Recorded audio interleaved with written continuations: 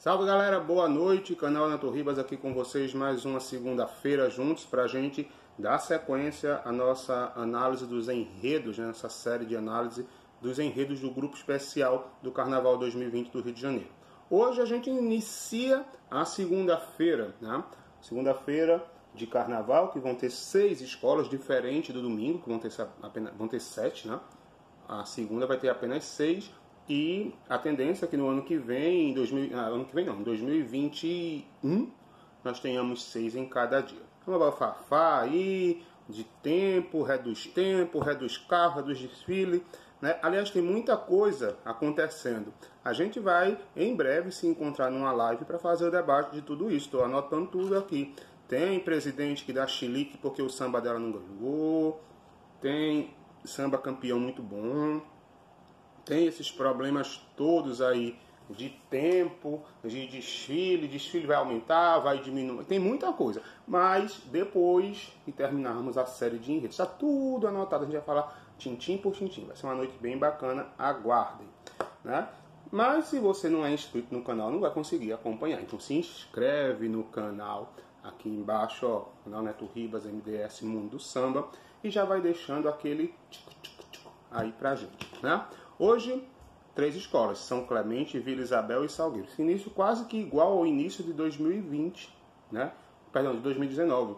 Inclusive, eu estava até pensando aqui, porque o Salgueiro foi par com a Portela, né? Se a Portela saísse na segunda-feira e, teoricamente, ali como era o par da Portela do Salgueiro, a Portela iria ficar no lugar do Salgueiro. Iria ser a mesma abertura de 2019, né? São Clemente, Vila e Portela. Mas aí deu Salgueiro esse ano. Os salgueirenses ficaram todos felizes, né? Então, 3 enredos para a gente debater hoje. Vamos começar? Vamos lá?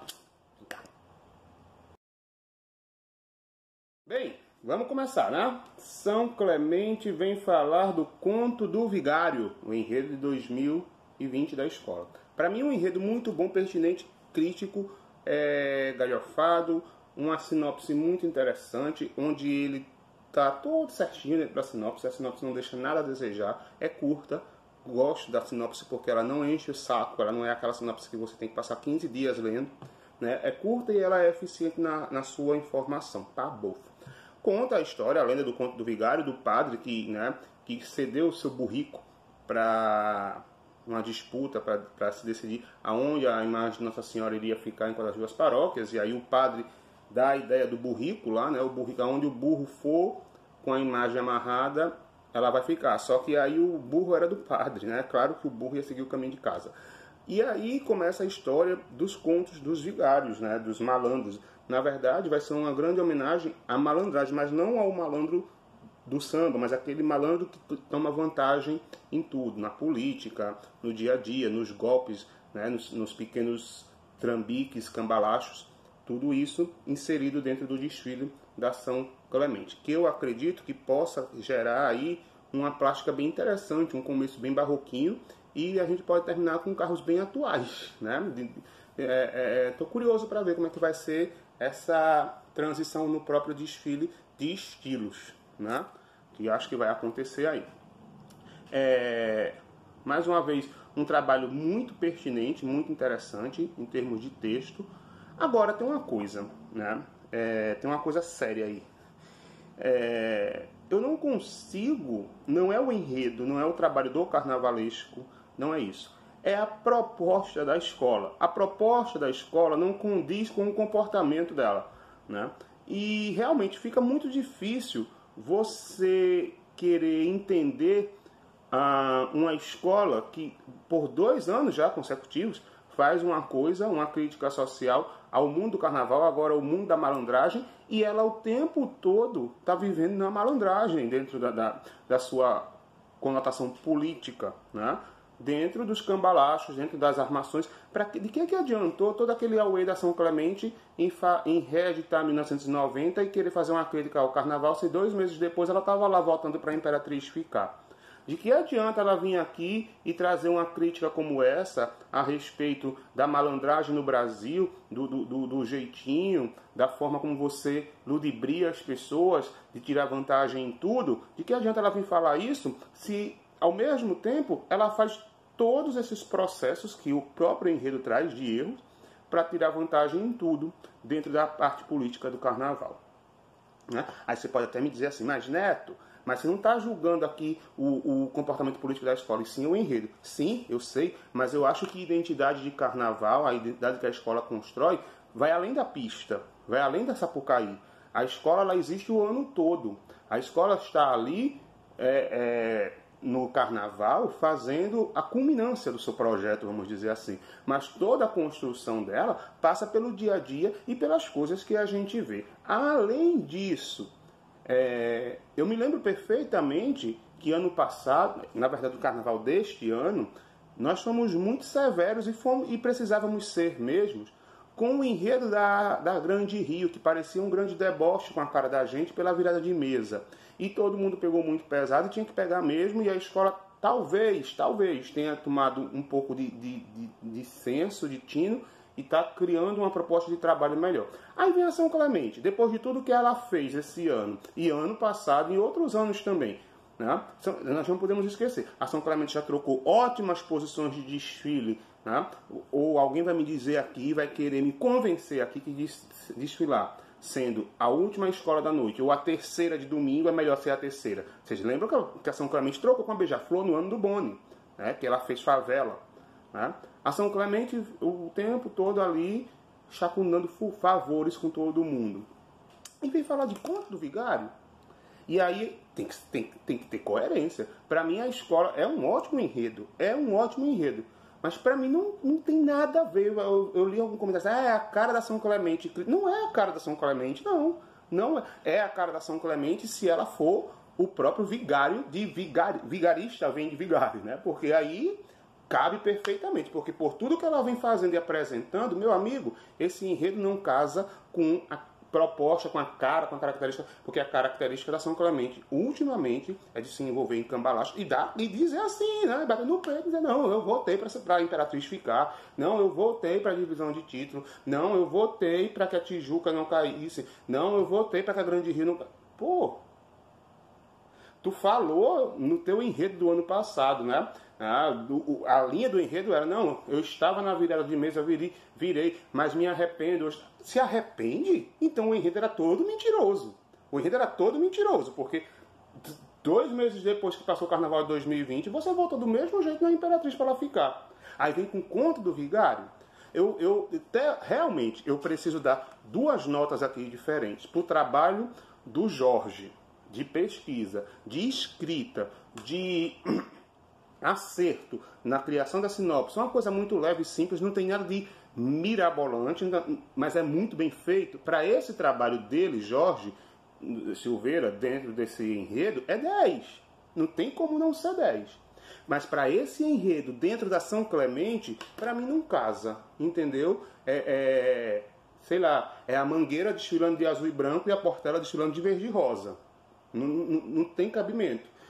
Depois de tanta coisa feita, você vem com um enredo nessa linha crítica, acentuando o vigarismo das pessoas. Então, para mim, dentro da São Clemente, esse enredo é 9.7, entendeu? Porque não casa, não bate de jeito nenhum. Para o trabalho individual do carnavalesco, 10. Para a escola, é 9.7. Porque existe... Você dizer, isso vai para a pista? Eu não sei. Não sei lhe responder. Sinceramente, não sei. Também não sou jurado. Estou dando a minha opinião com relação ao que eu vi. E o que eu vejo é um enredo que não tem as características atuais do comportamento dessa escola. Né? Da forma como a escola vem se comportando, não casa, não bate com essa linha de enredo que ela vem apresentando nos últimos 2 anos. Então, nesse aspecto, para mim, é 9.7 para São Clemente. Ok? A segunda escola da noite, Unidos de Vila Isabel, Brasília. Na verdade, gigante pela própria natureza. Uma homenagem à cidade de Brasília. Né? Algumas coisas para falar sobre esse enredo. Primeiramente, eu quero começar falando pela Vila Isabel. Né? É um pouco interessante essa proposta nova na vila, né? Porque o carnaval já é velho. Desses enredos CEPs e de se criar toda uma ilustração para encaixar essas cidades que pouco atrativo tem. Porque se fosse falar de Brasília seca, né, seria muito chato. Né? E então a vila está retornando com esses enredos que outras escolas já fizeram há alguns tempos. Beija-Flor, Grande Rio, né? Algumas é difícil você pegar hoje em dia e retratar a cidade pela cidade, né?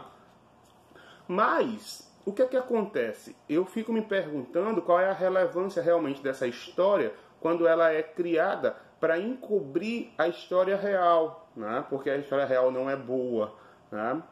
Levar a história de Brasília em si não é bacana, não. Vamos criar uma historinha para, né, jogar em cima. A Beija-Flor fez isso também com a própria Brasília, mas terminava com a Brasília atual ali no aspecto cultural, né?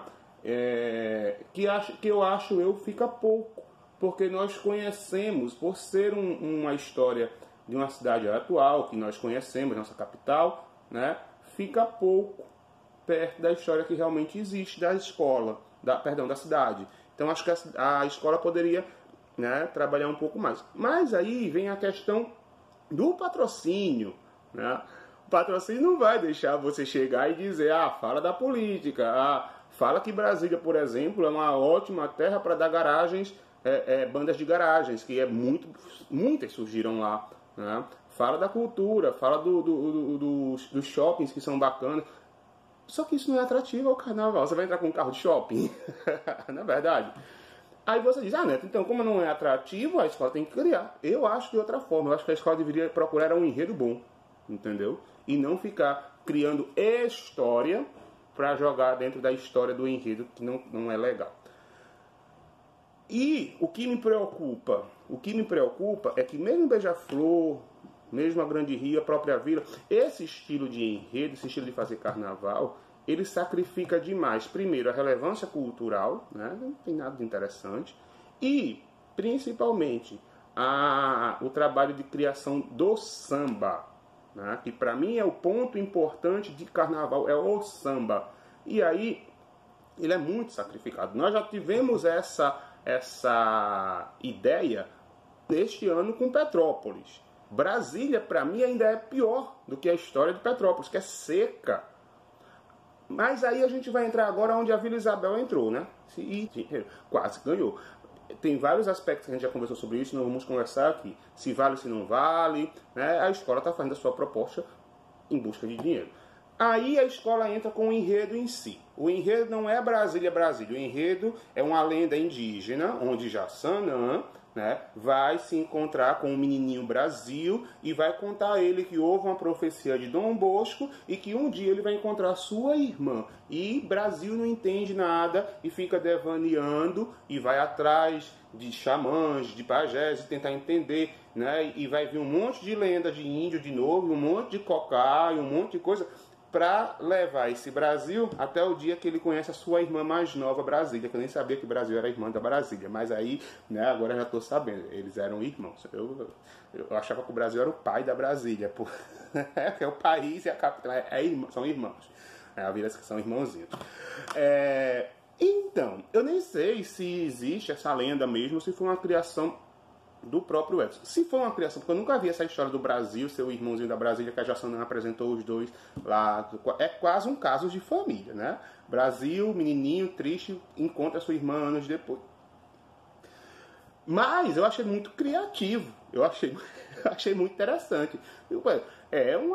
E olha, e não é pequeno o texto. Inclusive também eu quero parabenizar a própria equipe do Edson, porque a bibliografia é extensa demais. É tanta. E eles souberam amarrar o texto, brincadeiras à parte. O texto não é ruim. É uma história. Eu só acho um pouco grande, né? Mas é uma história muito bem contada, passo a passo, desde a criação, desde as lendas, né, que criaram o espaço, a região, nasceu o Brasil, se encontra com. Então, assim, as coisas são muito bem pautadas. A historinha é muito bem contada. E nesse aspecto, parabéns ao Edson. Só que poderia ser um pouquinho mais curta. E realmente, eu sinto falta. A proposta é essa, mas eu sinto falta de ver a Brasília real. Né? Ficou a Brasília dos contos de fadas indígenas. Né? Uma Brasília indígena. Que na verdade a Beija-Flor também fez por um outro lado, foi com o índio Goiá, com Paranoá, né, o lago, e o índio não se encontrava com a outra lá. Depois chegou o Egito, que tinha uma cidade, não sei quantos mil anos, que tinha o mesmo formato de Brasília. Depois chegou Dom Bosco, tem Dom Bosco também na Vila Isabel. Enfim, são lendas. Acho... É aquela coisa, como eu te disse, se cria uma proposta para se maquiar o que realmente é a verdade da história, né? Trazer Brasília não ia rolar. Enquanto enredo, achei bacana, um pouco grande, algumas coisas a gente tem que se esforçar para... Pô, que bom, irmãozinhos. Mas falta a coerência e principalmente a relevância cultural de nos tempos de hoje. Alguma pessoa me falou lá no meu vídeo passado, todo enredo tem que ser crítico agora. Não, nem agora nem nunca, nem todo enredo precisa ser crítico, mas toda pesquisa tem que ter base, fundamento. Essa da Vila até tem, porque tem muita coisa ali, né, de histórias e pesquisas, mas é tudo no imaginário, é tudo no lúdico. Nada disso aqui é a visão surreal da situação através do lado indígena. Não tem nada de Brasília, praticamente nem aparece. Quando Brasília vem aparecer, a sinopse acabou. Quando o Brasil encontra ela, irmã, cheguei, querido, acabou. Na verdade, a história conta como é que Brasil conhece Brasília. Não tem muito de Brasília em si, né? Tem muita coisa que eu esperava um pouco mais. Contudo, eu vou até ler um pedacinho que é interessante. Pode-se imaginar contos de límpidas felicidades no carnaval. Eu achei muito interessante, eu separei isso para vocês, porque ele pontua, pauta aqui realmente essa história. Vamos criar um conto, né? Vamos criar um conto para abastecer essa cidade que se trouxer só ela muito cedo. Queria dizer aqui, contudo, pede-se licença para imaginar contos de límpida felicidade no carnaval, para, nesses dias, acalmar o sofrimento incessante e doloroso do real. Essa frase aqui é maravilhosa, porque ele diz: eu não vou falar da Brasília que tem os cambalachos, da Brasília que tem os problemas, da Brasília que tem o caos da cidade grande. Não, eu vou ser lúdico, eu vou criar uma história, um ambiente, e vocês vão conhecer Brasília nesse aspecto. Só que não fala muito de Brasília, fala de como o irmãozinho dela, Brasil, vai encontrar Brasília, entendeu?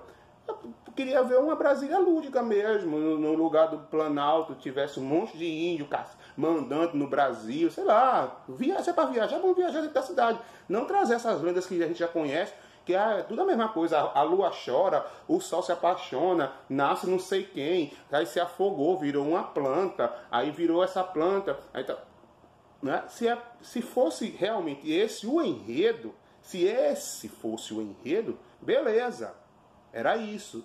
E gostando ou não gostando seria 10. Mas ele já diz aqui, eu vou criar um conto para tirar a situação real de Brasília. Então cria uma coisa diferente, né? Cria uma coisa pra gente ficar, porra, olha, lá no Lago Paranoá, enfim, faltou, né? Aí ele termina aqui ainda diz assim, Vila Isabel canta essa Brasília irmã com o pequeno Brasil e sua Jaçanã, a doce morada nos dada de encomenda pelas bênçãos do céu azulado, orvalhando o cerrado. Bênçãos, aí vem, bênçãos de Aparecida Nossa Senhora, padroeira dos filhos do Brasil e da nossa Brasília, desejosas de igualdade. Essa parte aqui eu não gostei muito, vou dizer depois por quê. E aí vai, né? Fala um pouco desse povo bravo, heróico, sofrido. É só isso. Não elucida muito Brasília. E se terminar, preste atenção, se terminar com Nossa Senhora Aparecida, com Padroeiro do Brasil, eu acho que vai fugir um pouco da pauta, porque o enredo é de temática indígena. Não tem que ter Nossa Senhora aí. Bota um pajézão lá, uma coisa, não tem que ter Nossa Senhora. Eu acho. É uma questão muito pessoal, mas eu acho que não. Porque não é da conotação do enredo. Tá? Aí no final você sai do lúdico e vem pro real, a padroeira do Brasil, entendeu? Enfim, é naquele aspecto que a gente conversou, que a gente já falou, de quando é de enredo CEP, tá, eu acho um enredo 9.8, esse enredo da Vila Isabel. Eu acho que falta um pouco de Brasília, sim, eu acho que falta um pouco até do lúdico de Brasília, que a gente não vê, e de bom, parabenizo a criação da história, né? É muito interessante, engraçada, inclusive, prende, a gente começa a ler, a gente quer saber qual vai ser o fim de Brasil. Será que o Brasil encontra? Será que eles vão para o programa do Gugu? 20 anos depois, né, de volta... Brincadeira. Mas é isso, vamos esperar. Para mim, 9.8 por esses aspectos que às vezes pecam, faltam um pouquinho para trazer a realidade da coisa. Ok?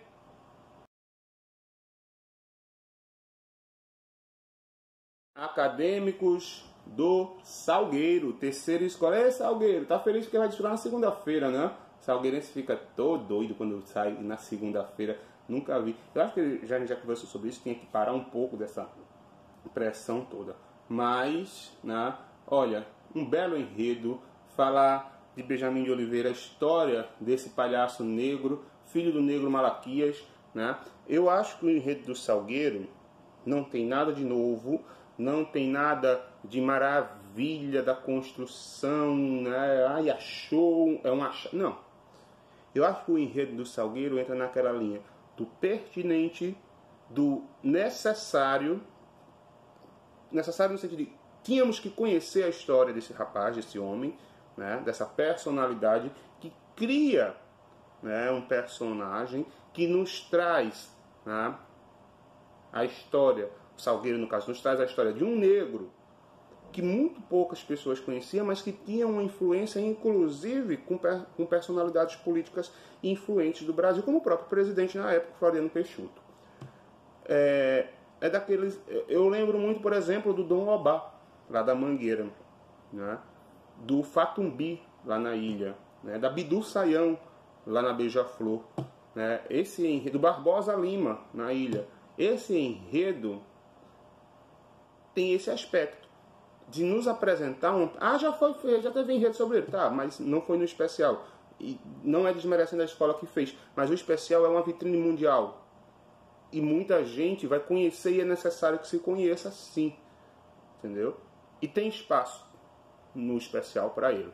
Então é aquele enredo que bom que foi feito, né? A escrita é muito normal, muito comum, não tem aquela poesia para você ficar... Não, é um texto bom, não cansa também, não é cansativo, é interessante.